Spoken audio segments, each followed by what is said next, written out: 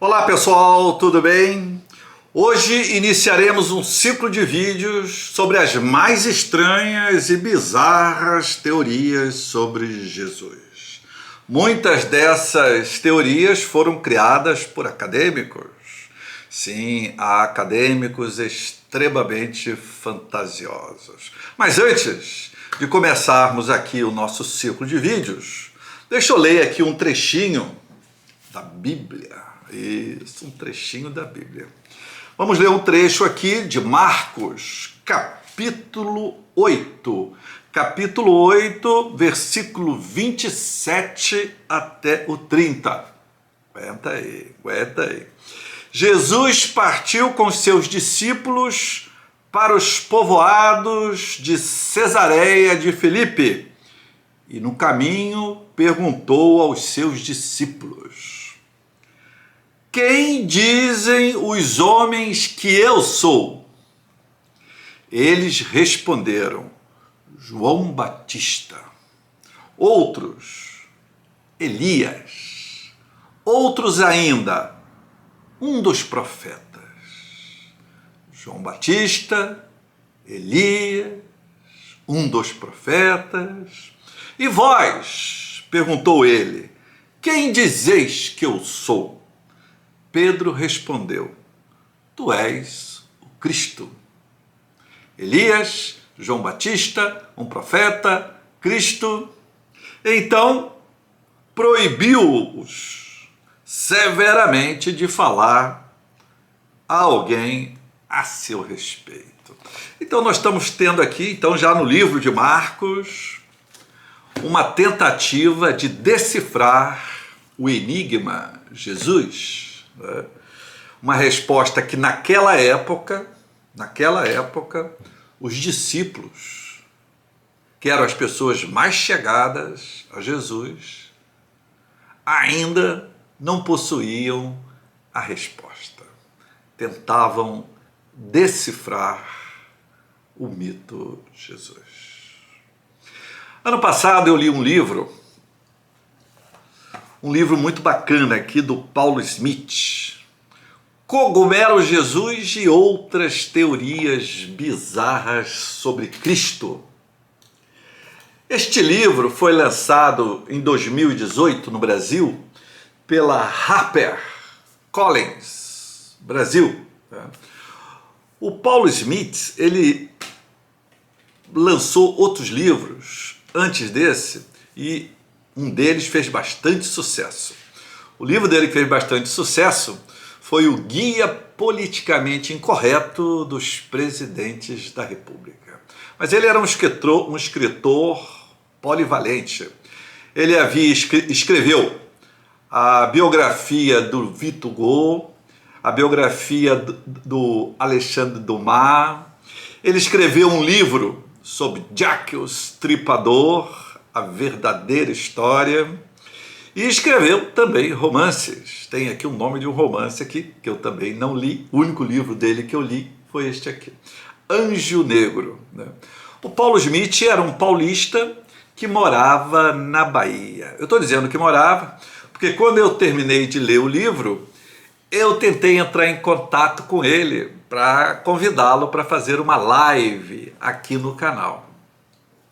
E eu descobri então que ele havia recém-falecido. Ele morreu em junho do ano passado da Covid-19. Quando ele morreu, ele estava trabalhando em 2 livros. Num deles, ele fazia uma analogia entre a Bahia e o Egito. E o outro era uma biografia do Duque de Caxias. Uma morte realmente terrível, né? Uma morte terrível. Todos nós só temos a lamentar que um homem tão criativo, tão estudioso, né? Fazendo levantamento de dados da maneira como ele fazia e escreveu esse livro tão bacana aqui.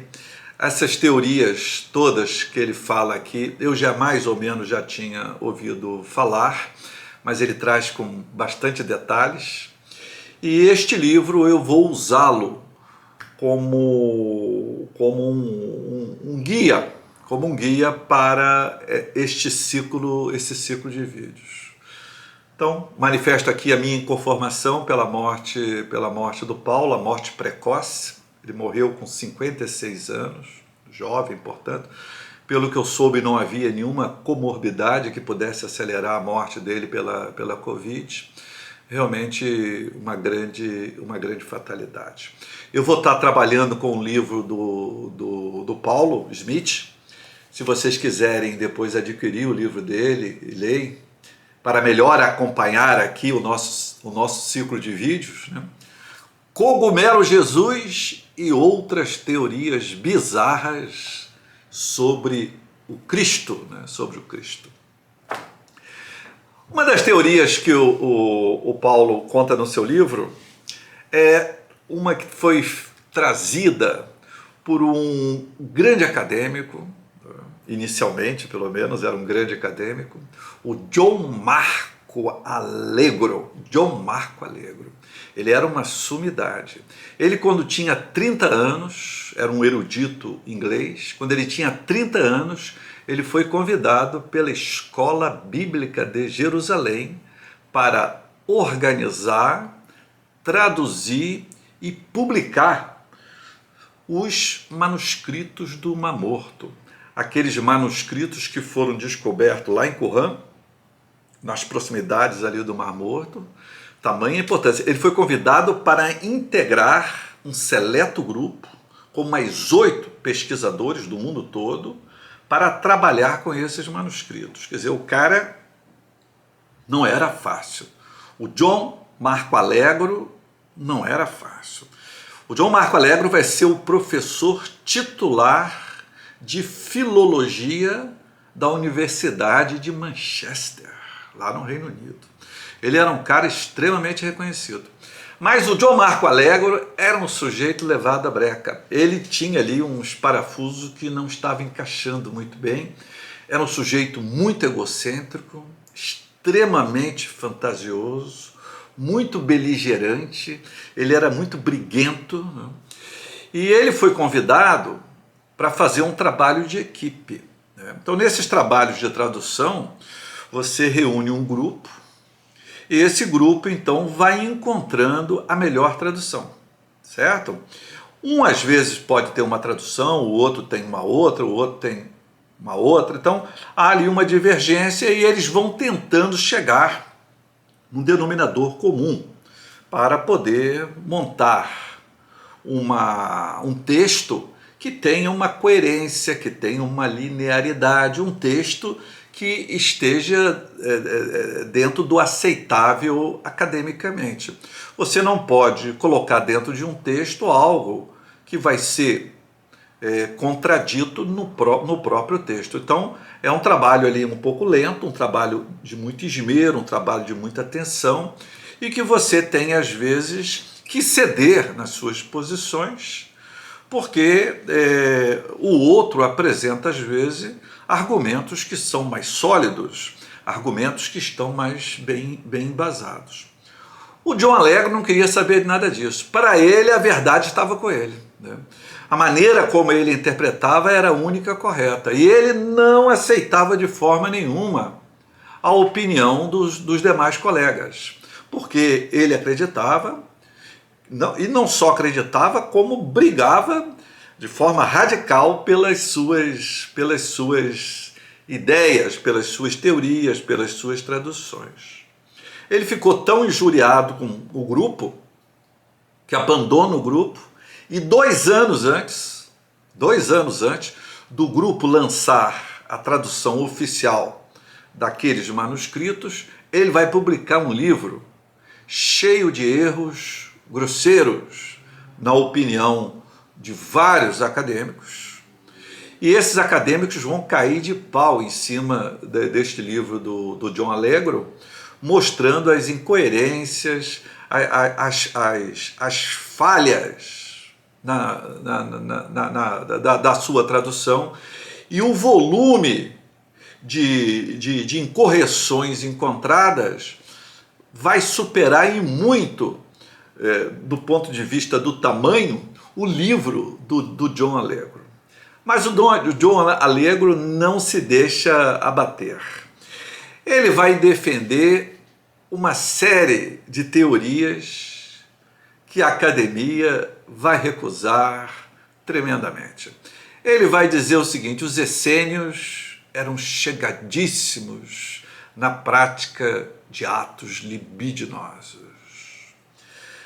Na verdade é o seguinte, esses manuscritos do Mar Morto, grande parte da academia acredita que esses manuscritos foram escritos pelos essênios. Isso ainda não é um ponto unânime dentro da academia, mas a maioria acredita que foram produzidos pelos essênios.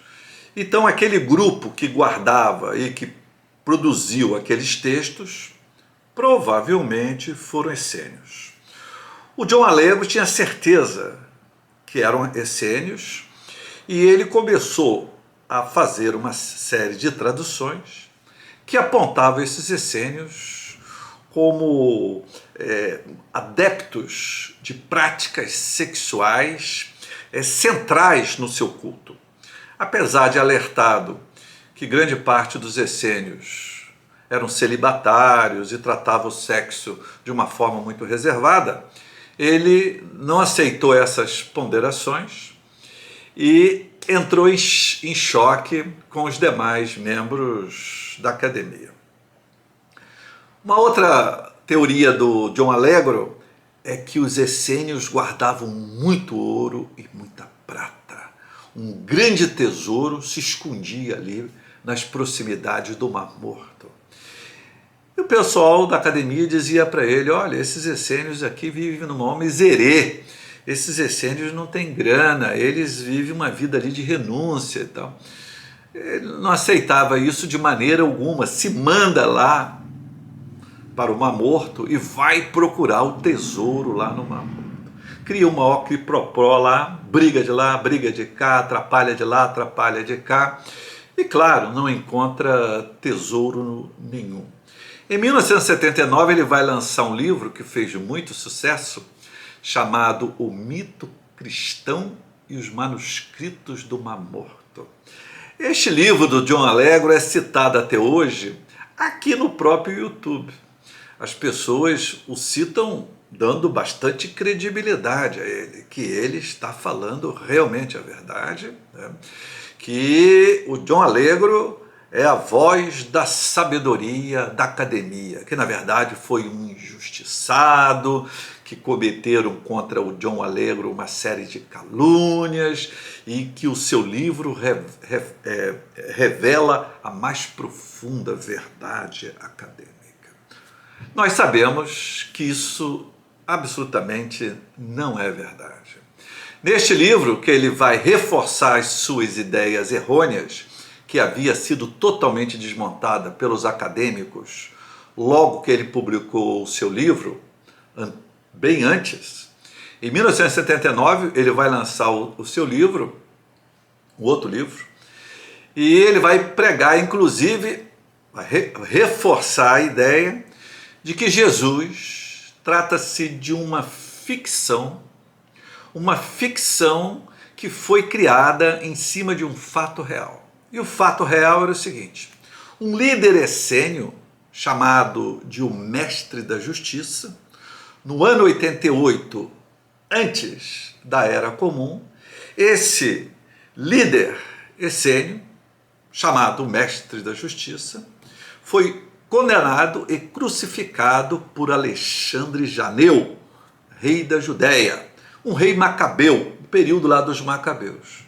E o John Allegro vai alegar que esse Jesus que nós conhecemos, o Jesus cristão, nada mais é do que uma projeção desse Jesus, desse líder essênio, chamado o Mestre da Justiça, que viveu em 88, antes da era comum. É óbvio que ele não utilizou argumentos convincentes, e todos esses seus argumentos foram derrubados pela academia. Mas essa teoria do John Allegro ainda sobrevive até os dias de hoje e, como eu falei antes, pode ser encontrada até mesmo aqui no YouTube por alguns defendendo-a como se fosse algo que espelhasse a mais perfeita e cristalina verdade. Pessoal, no próximo vídeo nós vamos trazer uma outra teoria do John Marco Allegro. Vocês não sabem, mas Jesus não existiu.